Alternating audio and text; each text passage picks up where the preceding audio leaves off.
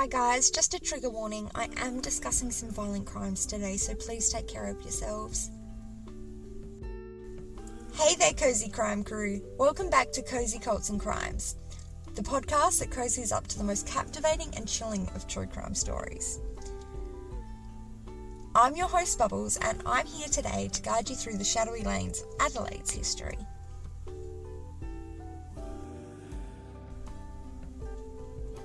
Adelaide, my hometown, harboured secrets beneath its sun-kissed facade.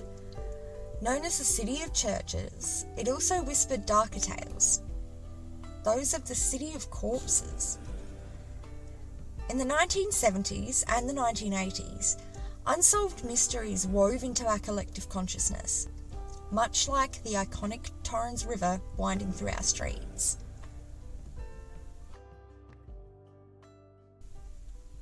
Picture this. Sunbeams danced on stone buildings by day and families picnicked in lush parks. Cafes hummed with the clink of coffee cups, offering refuge from the cooling air. Yet, as twilight descended, a hush fell over Adelaide.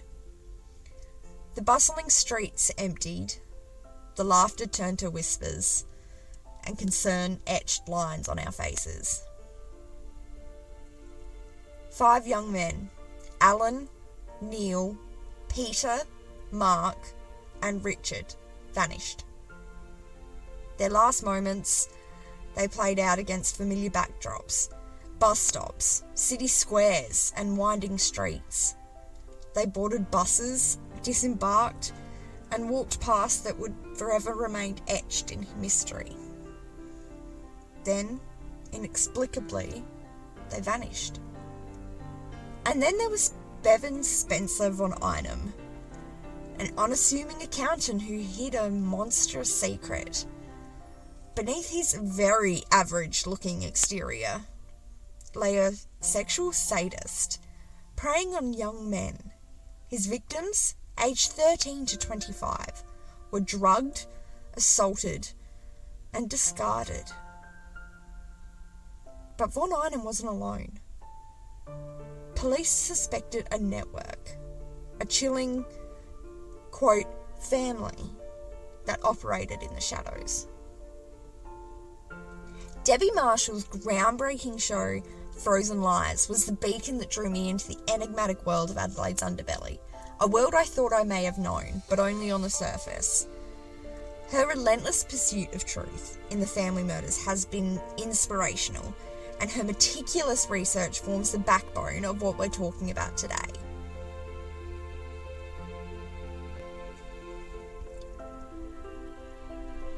Debbie Marshall was crucial in pursuing transparency and justice in the family murders case.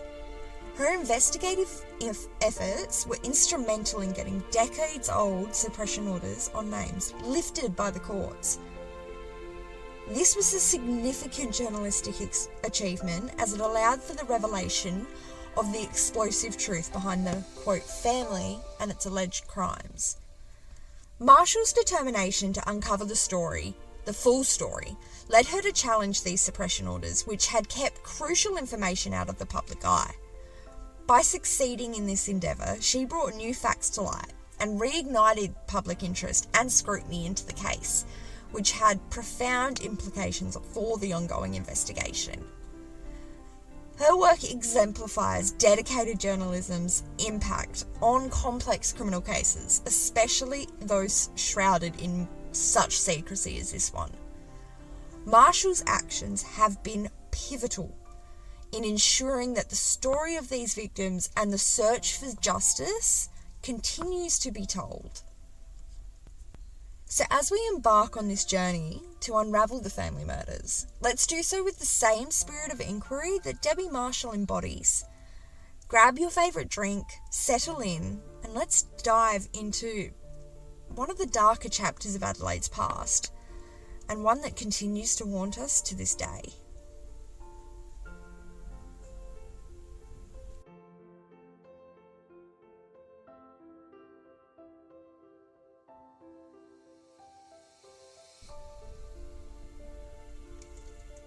The family murders cast a long and ominous shadow over Adelaide in the 1970s and 80s. I will say this is before my time. I am only 30. Marking a period of profound unease and tragedy. Young men, often in the prime of their lives, began to vanish under mysterious circumstances. These individuals, typically vibrant and full of potential, were last seen in familiar public places at that. Socialising with friends, heading to work, or simply just enjoying the city's offerings.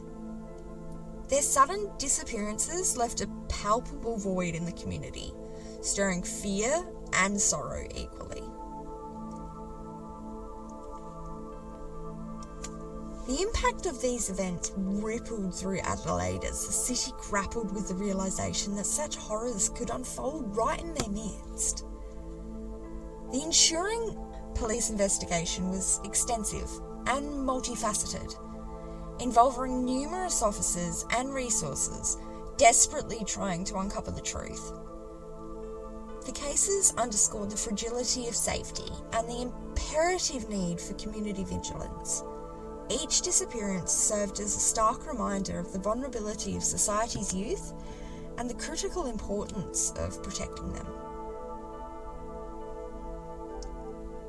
As the community banded together for answers, the police faced the daunting task of piecing together the very few and scant clues that were left behind.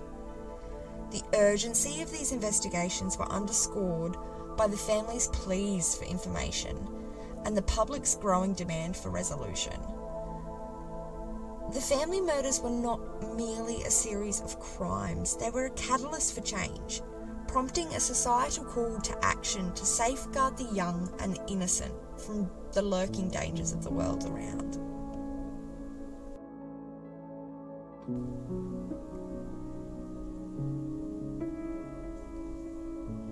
Now, in today's episode, we're not just recounting events. And this is very important to me. We're breathing life into the stories of these 5 young men whose dreams were cut so tragically short by these horrific murders, by these horrific people. These are the sons of Adelaide, whose legacies deserve to be remembered in vivid colour and heartfelt detail.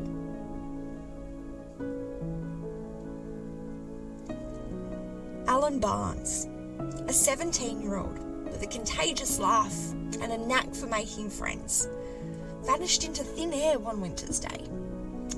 He was the kind of guy who'd offer you his last piece of gum, the one who stayed late after school just to kick the footy around with you.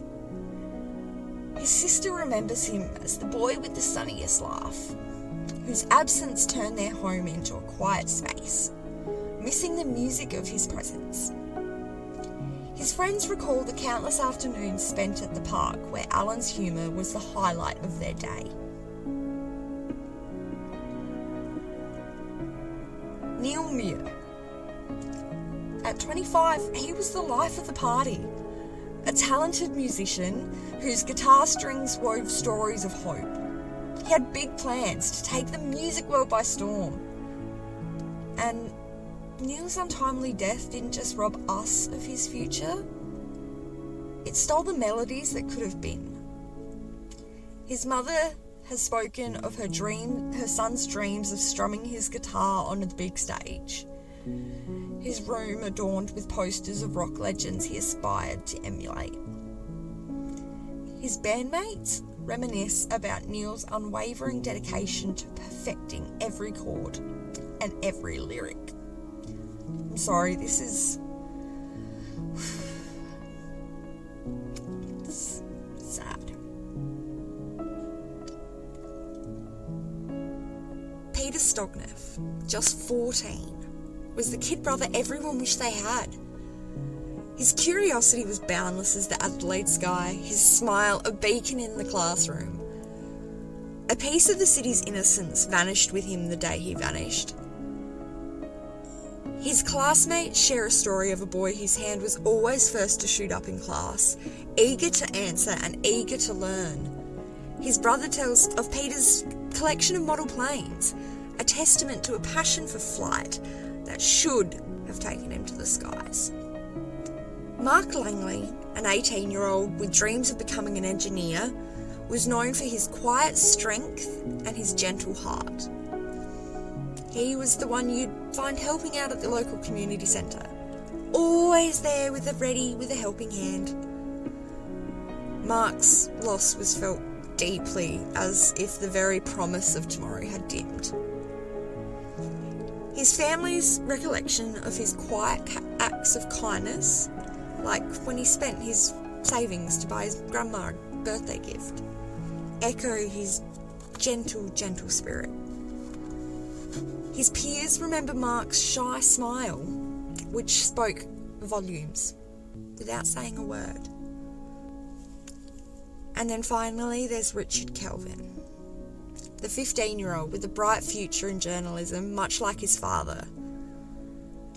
Richard had a way with words that could light up a room, a young talent on the cusp of greatness. His abduction shook the city to its core. He was the son of a news anchor. It was a stark reminder of the fragility of life. His father described him as a young man with an old soul and wise beyond his years. His school friends recall how Richard could captivate a room with a story, a skill that promised a future just as bright as his father's. These anecdotes bring us closer to the essence of who these beautiful young men were. Sons, brothers, friends, dreamers. Their legacies live on, not just in the annals of crime, but in the cherished memories held dear by those who loved them most.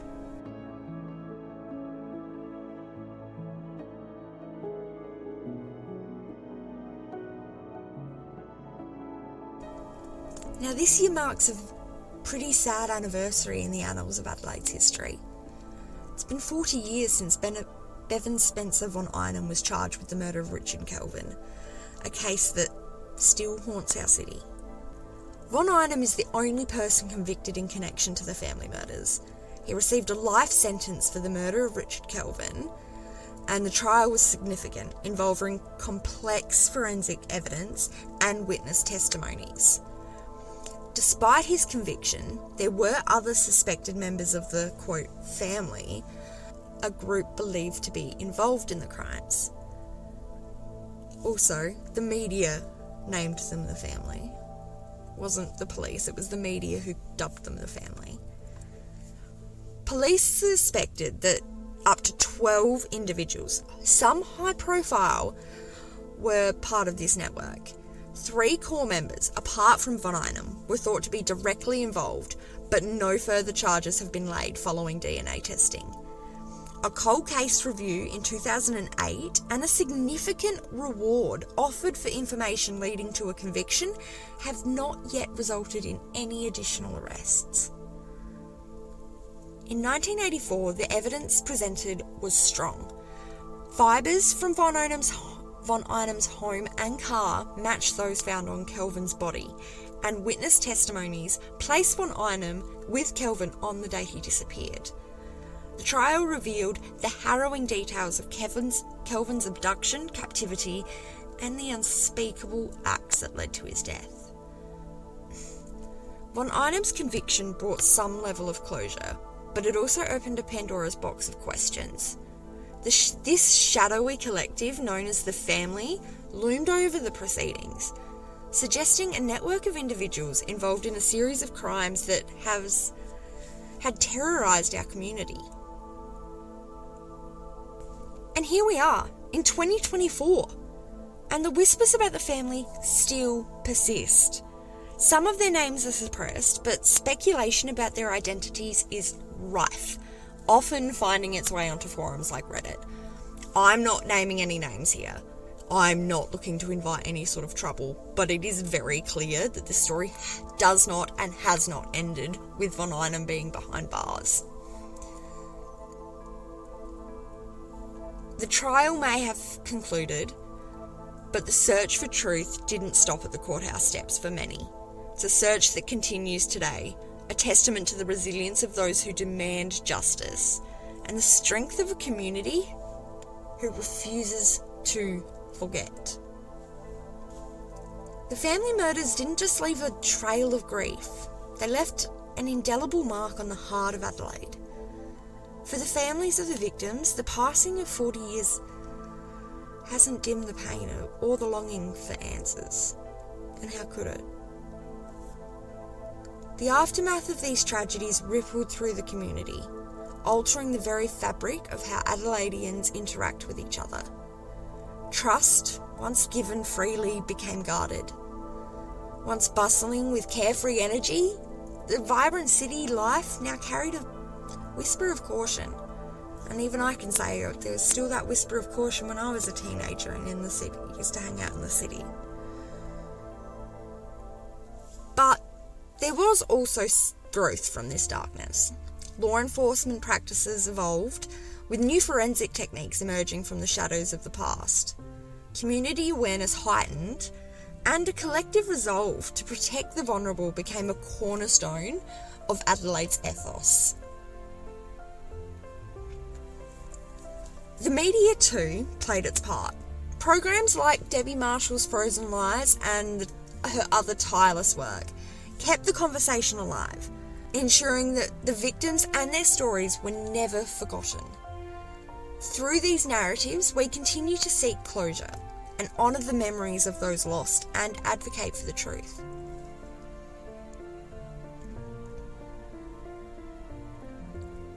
As we reflect on the lasting impact of the family murders, we recognise the strength of the families who have endured so much. Their resilience inspires us, and their quest for justice reminds us that some wounds may never fully heal. Still, the pursuit of healing is definitely a journey worth taking. As the years turned into decades, the family murders etched themselves into Adelaide's collective memory. But what remains now? What legacy do these tragic events leave behind? For the families of the victims, the pain lingers. The void left by their loved ones is a wound that time hasn't fully healed and probably never will. But they have also become advocates, voices that refuse to be silenced. Their tireless efforts keep the memories alive, urging us to seek justice and compassion.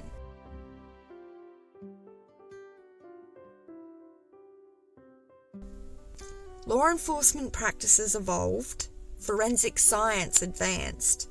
The media continued to tell the stories, ensuring that the victims weren't reduced to mere statistics. And Adelaide? Well, our city learned to look beneath the surface, to acknowledge that darkness can lurk even in the sunniest corners. It also taught us that justice isn't always swift, but a pursuit worth every single damn worth of effort. It's a reminder that empathy and vigilance are our allies against the shadows.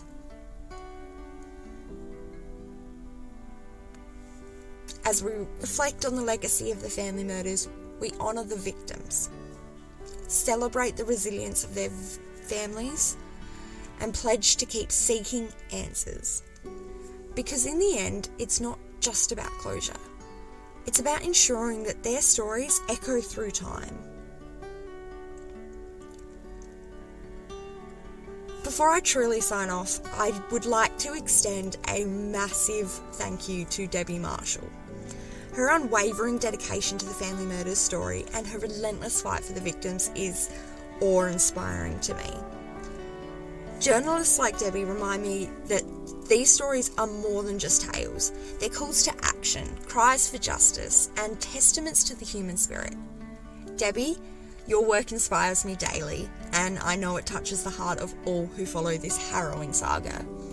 Thank you for all you've done. If today's episode has touched you or stirred something within, please take a moment for yourself.